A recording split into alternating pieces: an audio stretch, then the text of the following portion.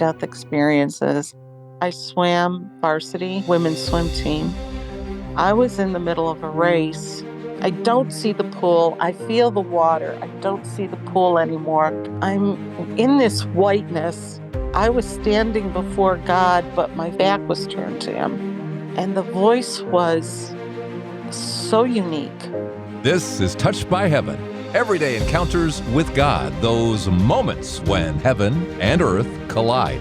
And we see God in these encounter stories that involve angels, divine intervention, prophetic dreams, visions, and yes, today, near death. I'm your host, Trapper Jack. Welcome. Near-death experiences, always interesting, right? In their similarities, in their differences. The difference in this one is how active this race is going on in the midst of a swim meet in college. She has this moment. But we go now to Mary in her home, and she lives here locally. She actually came to one of my talks a while back. It was a wonderful presentation because I think after I heard you speak, I listened to one or two of your podcasts and I just said, not for me. It happens. I'm always skeptical about what I hear, especially when it comes to religion. And for some reason, it just didn't hit me at that time. So she goes away for a few years. Mary's not listening. And then about a year ago, she was just in this season of seeking and searching and where am I and all of that. And she happens to come back to the podcast again. And she begins to hear phrases, things, topics that are registering with her, that are bringing back particular memories with her. I heard, and God seems to use the same words over and over in the same way when he talks to different people. I heard 2 4-word sentences repeated word for word by other people that were on your podcast. And I sat there and thought, this is too much of a coincidence. What are the sentences? The sentences were, "Fear not, my child," and "It's not your time." And I heard them word for word on a couple of podcasts. And then talk about near-death experiences. Sophomore in college, I swam varsity for Cleveland State University women's swim team. I was in the middle of a race. I had a new bathing cap that kept falling over my eyes, and I'm trying to race and I can't see where I'm going, and I'm trying to move this cap off my eyes so I can see. And I got out of a flip turn. I'm going into the last 25 yards, and when you're in a pool of water, especially Cleveland State's pool, the bottom of the pool is blue, light blue with black stripes. Well, everything went white. I mean, whiter than any white I have ever seen before in my life. I was, instead of breathing with my face out of the water, I was trying to breathe with my face in the water and exhale with my face out of the water. So my breathing had gotten completely screwed up, and I was breathing in more water than I was breathing in air. Is this because of the cap? Are you mentally just so messed up? How do you explain that? Trying to get the cap off of my head. I screwed up my timing with my strokes. I'm trying to keep swimming. And this is a competition. And this is a competition. Yeah, we've What got place are you judges. in? Are you anywhere near the front? No way. At this point, I am so screwed up. I am nowhere near the front. I know I'm coming in last. My only goal at this point is to come in, breathing. Well, as I'm in this whiteness, I don't see the pool. I feel the water. I don't see the pool anymore. I see the face of a woman in front of me. And it took me a couple seconds to recognize that it was my grandmother who had died a number of years earlier. I didn't recognize her because um, she was completely at peace. And I had never known her when she wasn't under some kind of stress. So her face was completely peaceful. It took me a second or two to recognize her. But I remember it was like I was standing before God, but my back was turned to him. And that is when I heard, "It's not your time." And the voice was so unique, completely unique. It was a man's voice and a woman's voice, but it wasn't two people talking. It was God the Father. It was both voices together, not even simultaneously. It was, I heard the female and the male as one. And it was like I must have stalled for a second because the next thing I heard was, "Mary, it's not your time." And then I really started trying to move. The white went away, and I was back in the pool with the blue and the black stripes, and I did get out of the pool, of course, or I wouldn't be sitting here, but it left me with, realizing the incredible love of God, um, and not that I was ever afraid of death, but since that time, and I was 19 years old at the time, I've never really been afraid of death. So let's diag. And by the way, what'd your coach say when you got out? Like the rest finished about a minute and a half ago. Well, actually, they tried to pull me out of the water because I was just, like, hanging off the side of the pool, and they couldn't get me out, so when I caught a bunch of enough air, I went to the side of the pool, and I climbed out on the ladder, and one of my teammates, met me there, and she was kind of hanging on to my arm just to make sure I was steady, and I remember looking back at the pool and thinking, "I almost died." And when I did that, I just collapsed on the floor, and uh, Gail caught my head because the floor was concrete and tile, and she caught my head before I went down so I didn't clobber myself. No one said anything, but the next time we had practice, my coach told me that it took me over 45 minutes to get into the pool after practice started. Because what? It took you 45 minutes to get into the pool because I was scared.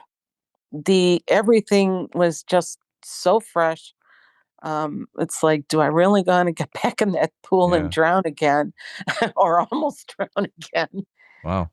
Oh, but when you're in the pool, let's go through that again because you're going through all the issues with the cap and you're just, everything's just a mess and you're taking in water and there's this white and then suddenly you suddenly sense there's grandmother, but there's also God, but God's behind you and you feel his presence and you feel the love. Now you're swimming, you're swimming. And in the midst of all of this, you feel the most incredible love anyway.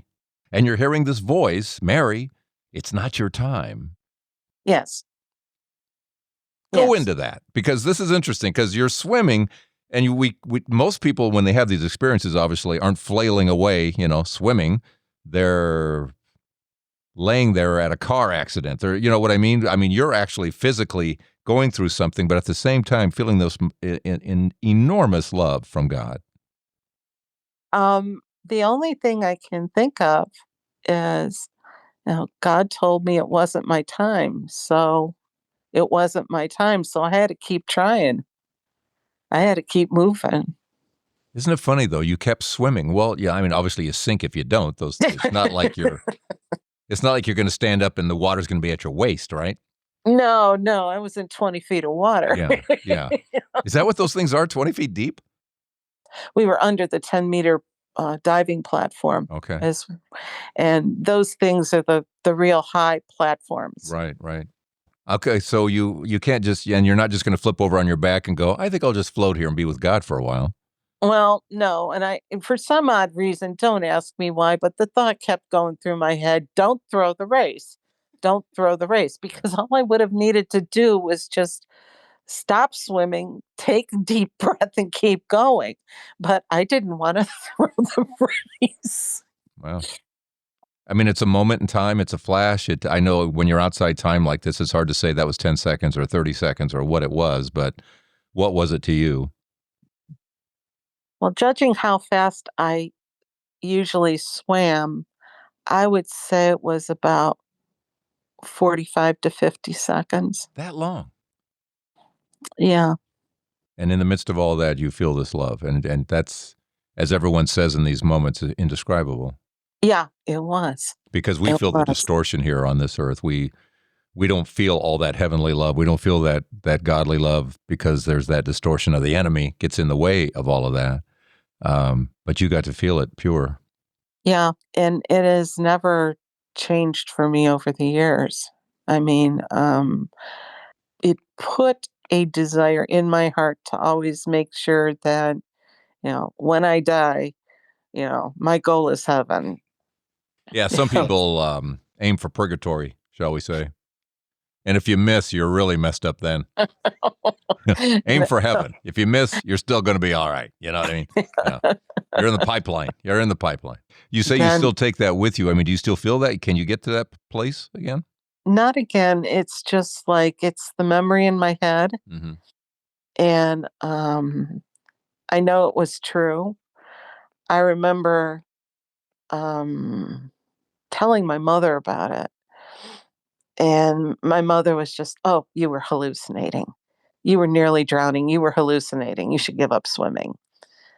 Um, my sister was on the swim team. She was a freshman and she was on the swim team. So she's watching all of this happen to me. And when we started to talk about it, and I mentioned that I had seen our grandmother, it led to a much different conversation because when my grandmother had gotten sick the last time, she was living with us. The day she had her last stroke, her bedroom wall and the bedroom my sister and I shared had an adjoining wall. And we thought somebody was like sweeping in the basement. We could hear it up through the heating vents. And the two of us, my sister and I, had blamed ourselves for never going into my grandmother's room, never realizing it was her breathing. And when I told my sister about seeing my grandmother, we started talking about that. And I told her, I said, maybe we're not at fault. We didn't know grandma had a stroke. We didn't know it was her breathing. It settled some sores for my sister and I. I mentioned earlier about a year ago when Mary came back to the podcast, she started bumping into topics and memories. It just seemed like one after another, the podcasts were like hitting me between the eye. Part of the reason I started listening to your podcast again was I was finding that I was missing things in my faith. And there was something else she was and has been drowning in. And it's a memory that goes way back to grade school. And they were talking about forgiveness. And it got me thinking about the people in my life that, when I say I have forgiven them, have I really forgiven them? And there were three people in particular that I always had a lot of resentments toward. One of the people that I have a, a problem with, and I was told that this person died, was a classmate of mine who didn't like me. She was the school bully. She bullied me for years while we were in grade school. And at that time, my parents' attitude was, you got to learn to fight your own battles. So nobody stepped in. Parents didn't step in, teachers didn't step in. Um, they would attack me in the bathroom when I was in like one of the stalls, and I'd be trying to hold the stall door closed, and they'd be slamming themselves against the stall door, and I'd be getting my head pounded between the stall door and the wall of the stall. And one day, shortly before our eighth grade graduation, um, I was out at lunchtime, playground, everybody's playing. I'm playing tag. I'm in one corner of the playground. She's in another corner. I decided, my best bet is leave her alone. Don't bug her. Next thing I know is this gal and her group of friends had gotten their jump ropes around my neck and they were choking me. And I fought physically with everything I had. I had rope burns on my neck. I graduated from 8th grade and I had rope burns on my neck in the pictures. That is how tight they had these ropes around my neck. And still no help from parents or school. My mother, when I got home from school that day and I told my mom what happened, she went back up to the school. And I mean, we were talking like a week before graduation. And this girl had been in trouble a lot. And basically, what happened was um, they said that they didn't want her, if they did anything, they would have to keep her from graduating and she would have to repeat another year. And they didn't want her in school another year. So they let it go. Somebody informed her parents of what happened, and her parents were fairly well to do. They made a donation to the church and they let it go. So basically, no help from anyone. But it was the first time my mother had actually stepped in to say anything. Yeah. No. So all these years later, it's still sitting there for you. Yeah, it is. It is. Yeah. And I gotta pray to forgive her because, We're all you going know, to send a prayer to you right now to do that. yes, Just call on the Holy Spirit and call on. I think Mary's involved in this. Your first name is Mary. I think she I can be was a I was go-to. named after her. Right. And I think there's So something about going to mom in this area to help take you to Jesus. I mean, for me, when I hit those little moments of have I forgiven fully yet? I just focus on the cross, and then whatever somebody did to me isn't that. And he said, forgive them. They just don't know what they're doing, and neither did the bully. If yeah, there's no way somebody does that to somebody else, if and who knows how she was raised. I mean, just this we tend to do. What is it? Hurt people, and it could be that for her. You never know. She might yeah. have gotten it worse than you. I don't know. Part of what I'm hearing in my head when I pray is you've got to be able to let it go completely. Mm. It's been one of those things that all these years really have. I I went to something that my daughter was involved in, and it was a jury program when she was in grade school. And one of the winning entries from one of the other schools was a poem somebody wrote about being bullied. And when I read it, I was just standing there crying. I couldn't stop crying because I remembered how miserable and lonely I felt when I was being bullied. And, there I am, 50 some years old, reading this girl's entry, bawling my eyes out. Mm. So I've known for a long time that I haven't forgiven her. Yeah. I I remember that great story about what's her name, Immaculée, who the Hutus and the Tutsis, and they're battling, and her family gets slaughtered, and then she's reading that she's supposed to forgive the people who just used machetes to kill her family. Ugh. How am I supposed to forgive that? And so when she prayed the Our Father, she realized what she was praying. So forgive them, forgive me as I forgive them. Oh, I'm asking him to forgive me the way I'm forgiving, and I'm not. So it's like she would literally jump over those words when she was praying her rosary, praying the Our Father. It's interesting that you mention those words because until I started praying to be able to forgive, and there are 3 people who are on the list right now, this girl's one of them. Um, I had never really paid attention to those lines in the Our Father. And it caused me to have to start thinking about what those lines meant. So it's like, okay, I'm not there yet. I got to keep doing this. I got to find the episode. Linda Ketterer is her name, and she talks about how I think she bullied she was a bully, and she was talking about it and how sorry she was. And then like 2 seconds later, the one she bullied walked around the corner. This is decades later, walked around the corner. I think it was in a hospital setting, I'm thinking. And they just see each Oh, I other. Do heard you remember that. that? You remember Yeah, that? I heard that one. And you just go, whoa. I mean, there's God putting two people together that, And they're friends now. yeah. And, I think right now the purpose of my listening to your podcast for the first time, for this last year is, God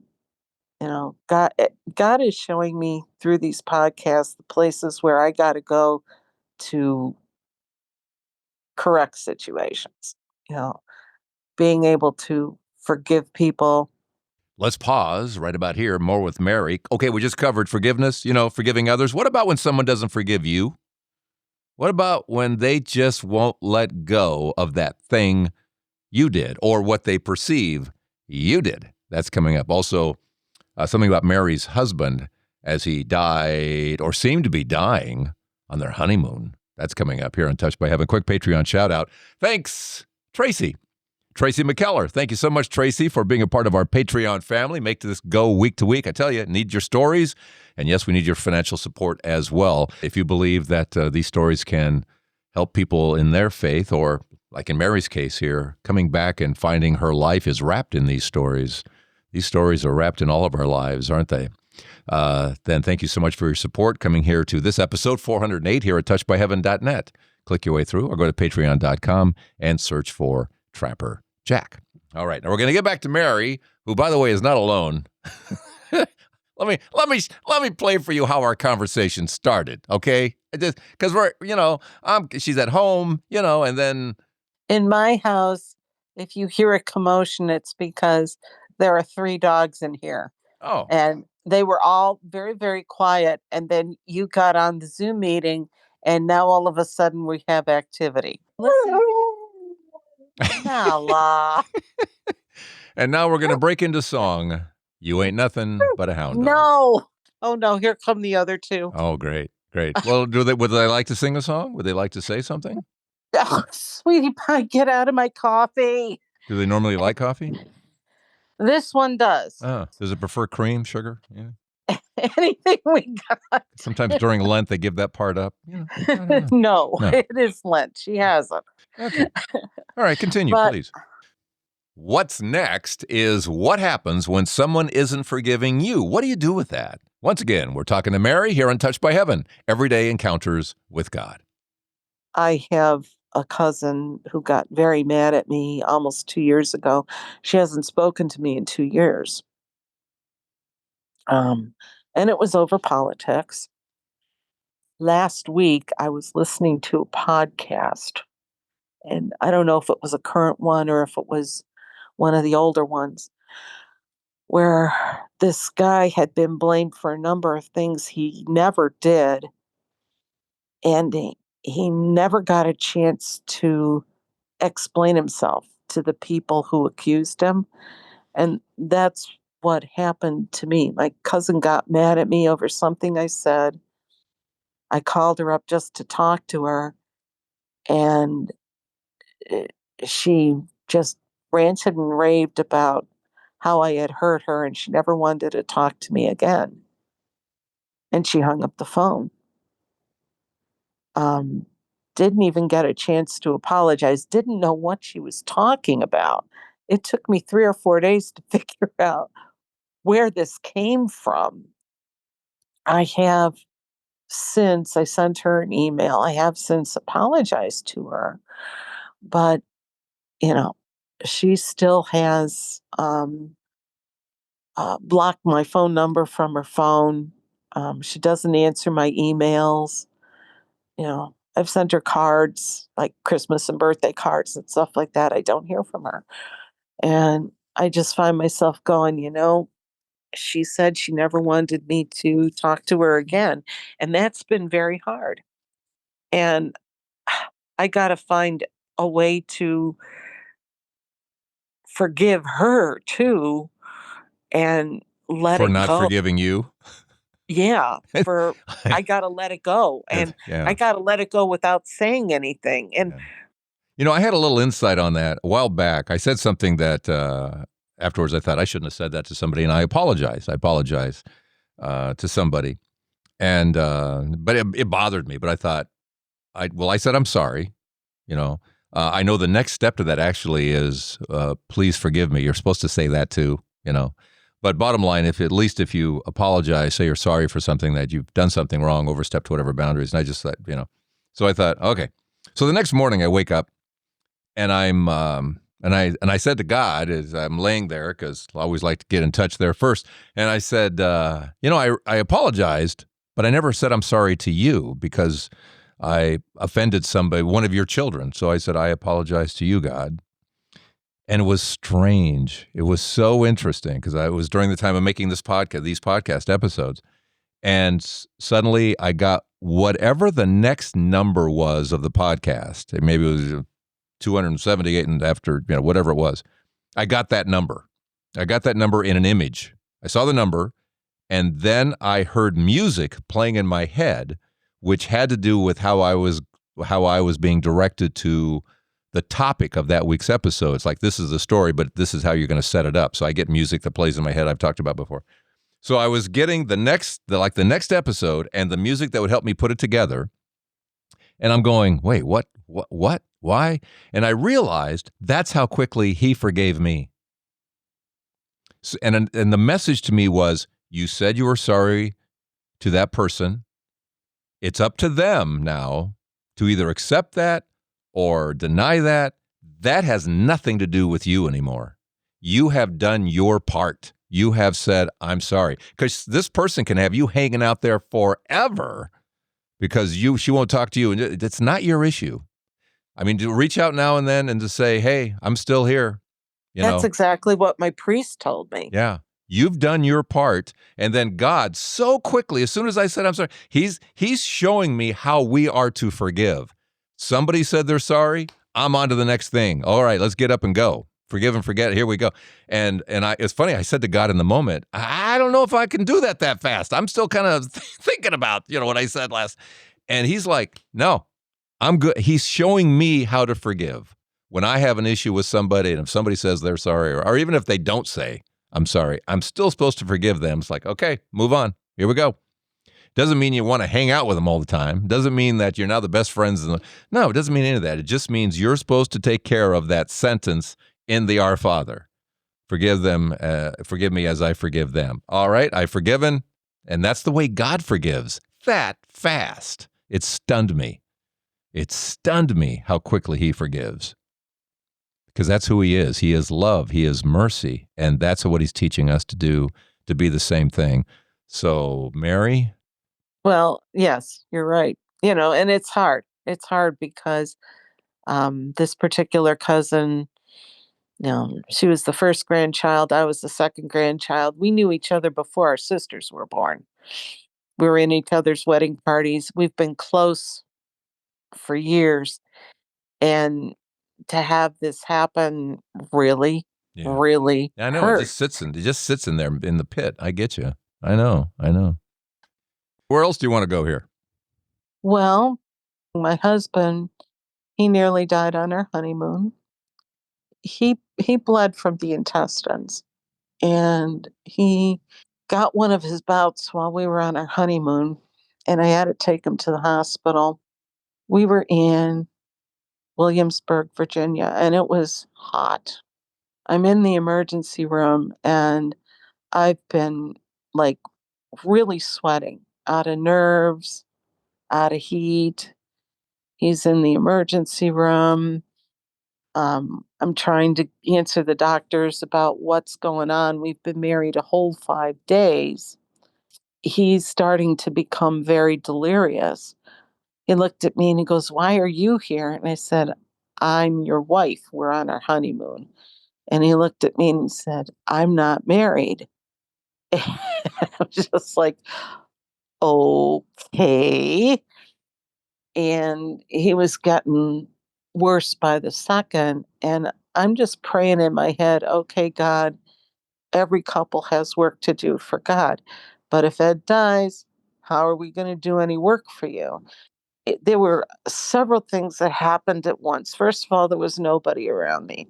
I felt a right hand on my shoulder, and I heard, "Fear not, my child." And I had been sweating. My clothes were wet. I stunk.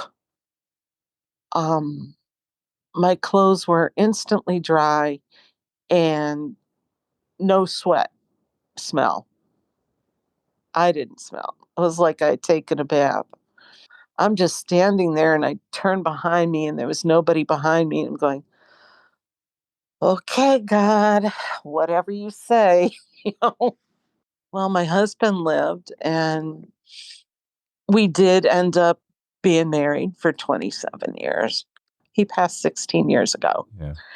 But we did a lot of work for Catholic Engage Encounter. It became our couples ministry. Right. Wow. Well, I did. there's a honeymoon for you. I don't care what happened on anybody's honeymoon. I think we don't want that one. No. I actually he was so bad, I had to call my in laws to come down. Mm. I spent more time with my father and mother in law on my honeymoon than I did with my husband. Gee. And where was this? Where was your honeymoon? Williamsburg, Virginia. Okay. Lovely place, I'm sure, you know. Oh, it was. I didn't see any of it. That was a little busy. It was a little busy. Yeah. Well, with all of that, swimming around out there, paying a heavenly visit and forgiveness and everything in between, what's our takeaway, Mary? God's always there, even in the very ordinary. It isn't like he speaks to me every day, but if you really look at the things that are happening in your life, he's always there. Um, he may not answer prayers immediately. He doesn't answer prayers all the time as fast as we want, but he answers prayers. All right. We are good. You good? I think I so. think so, too. It's been delightful, Mary. I appreciate it. Thank you. Appreciate It your was time. good to talk to you too. Yeah. I'm glad you came back to the podcast and you're getting something out of it. That's all good.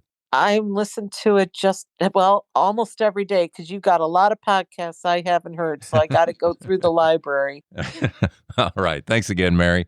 Love your story, starting with near death, which always attracts a crowd, but there was so much more in this episode. Yes, near death, reminding us of what's next after this life, areas of forgiveness that we all need to look at, areas of being forgiven, and what to do when somebody doesn't forgive you.